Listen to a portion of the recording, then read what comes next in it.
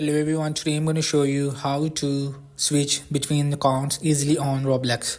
So we'll just tap on my Roblox account, and after logging in I will just tap on this more button which is right bottom corner.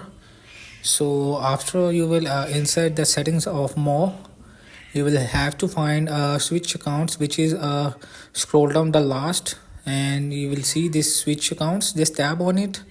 So after insert the switch accounts, you will see this is your switch account. So I will already log in with one account. So if you want to log in another account, you will just create a new account or log into existing account if you have already. So you can just add it and just one tap to switch your account easily on Roblox. So hope this video help you. Please don't forget to like and subscribe and get notified for more videos.